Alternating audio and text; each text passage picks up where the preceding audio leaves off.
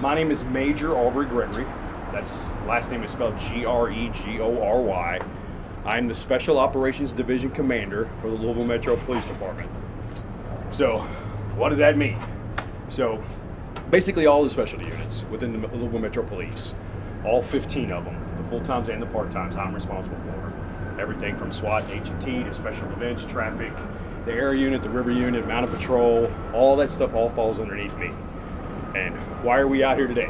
Well, I hear there's some anxiety and some concerns about what might be coming on and going on here in Louisville on Saturday, and so that's why I came out to answer any questions you might have, reassure you that we have been in contact with both groups that are coming to Louisville, and we expect nothing but a peaceful protest this weekend. So if there's any questions, any concerns, please go right ahead, just fire away, and I'll answer them for you if I can. So it looks like the plan is just to kind of have a large police presence and close off a lot of the roads leading into the park. Can you kind of expand on that? Sure, absolutely. So let me go a little bit further and try and answer that the best I can. So there's really three different groups that we're trying to communicate with. There is the normal group that's always in the park, or at least has been for the last several weeks, who we call our normal protesters. So those are the people who are in from town, who are trying to use their First Amendment rights. They're in the park and we allow that. There's another group that's coming in support of them, but they're primarily from out of town. So we've been communicating with both. Both know what's going on this weekend. And then we expect counter protests to come into Louisville this weekend as well from out of town. And so we are trying to provide for the safety of all of those groups. And so to do that, we're limiting access vehicularly to the area. One of the primary concerns we have, and you've seen time and time again over the last 10 or 15 years across the world, is vehicle ramming attacks, right? We don't want anything like that for anyone. So we're trying to provide for everyone's safety. So yes, we're going to limit access vehicularly around the park. We're also going to limit the ability to park along the sides of the street. We don't want any weapons, we don't want any explosive devices, we don't want anyone to be injured from what can come out of a car. There will be a lot of people on foot in that area, and when we're trying to provide for their safety. So we are going to limit access vehicularly, we are going to limit access on parking.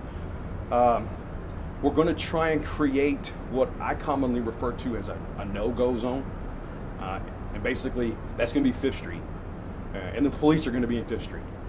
And we're going to try and keep those people who have alternate viewpoints, but both are exercising their First Amendment rights to express those viewpoints.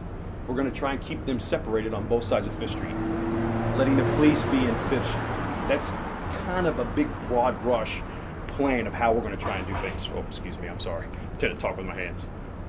Any other questions? So explain at what point if officers will intervene, just kind of explain what they'll be looking for, because obviously there'll be a lot of intense back and forth soon.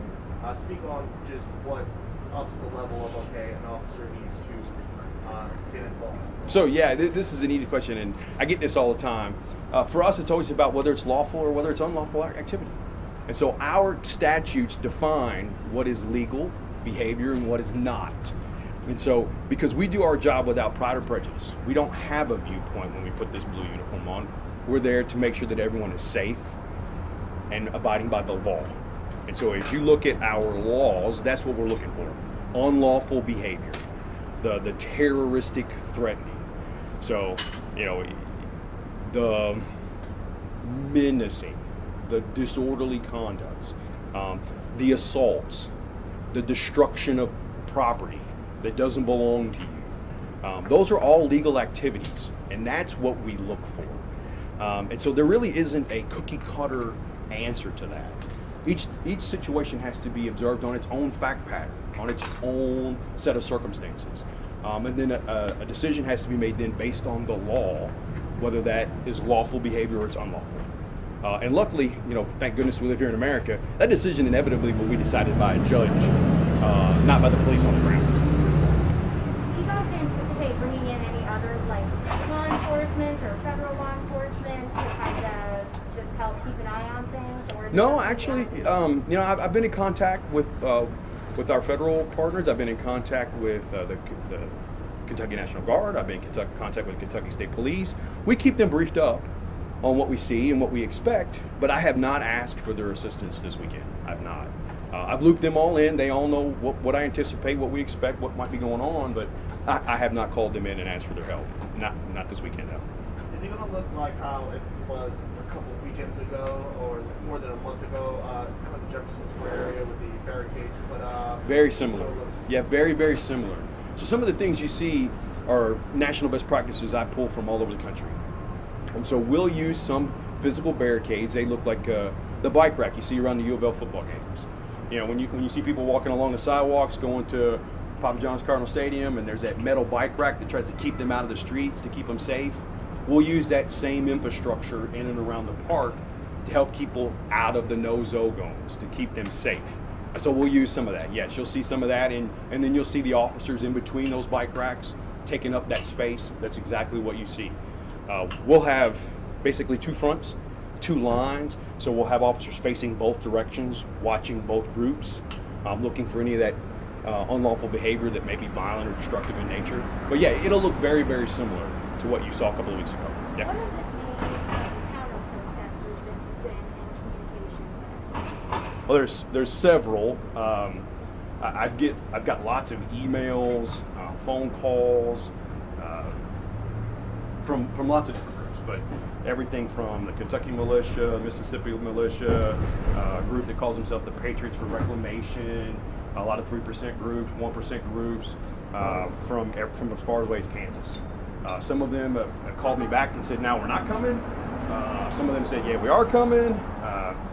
There's a lot of them, and so to try and coordinate with them is taxing because there's a lot of different individual leaders, and so we've done our best to try and coordinate with them. As you know, there was going to be a counter protest a couple weeks ago. Nobody showed up. So to say for sure there's no way for me to know for sure who's going to come until we get here and I see. But those are some of the groups that I've heard about. What was your conversation with the Master J? Based on the conversation you had with him, what is your outlook into this weekend? I did have an opportunity to speak with Grandmaster Jay for about an hour or so. I take him at his word because I have no reason not to. He's told me that it's going to be a peaceful protest, that they have no intentions of causing damage or being violent. He wants to come to town. He has a message he wants to get out. He's looking for some answers I can't give him, but answers from our Attorney General and from our local politicians and from some of the other leadership in this community. And then he's going to come to Louisville and voice his concerns. Rightfully so. I mean, we all have that opportunity. You know, we live in a country where you can do that. They're also going to exercise their Second Amendment rights. There will be some of the group's members will be bearing arms. I said that's absolutely fine. We also live in a country that allows that too. So at this point, I have no expectations based off my communications with him or any of the other groups I've spoken to that there's going to be any violence. They've all told me that's not what they're coming here for. That's not their intention. They want to voice their First Amendment. They want to watch over each other and make sure each other aren't doing anything wrong. And that as long as nothing happens, they're going to leave town. And once they've expressed themselves and leave, and that's what I expect. But we'll be prepared for worst case scenario just in case. That's what we do. One last question. Okay, yeah, one last question. How many people do you anticipate maybe coming? There's no way. Again, a couple of weeks ago, we expected a couple hundred, and no one came. So there's no way for me to know exactly how many are going to come. I try to get those numbers from the groups. I usually get a vague answer of a lot. So there's no way to know for sure. But no matter what it is, whether it's 0 or whether it's 2,000, we're going to prepare for the worst and be prepared for that. Thank you all very much. I appreciate it.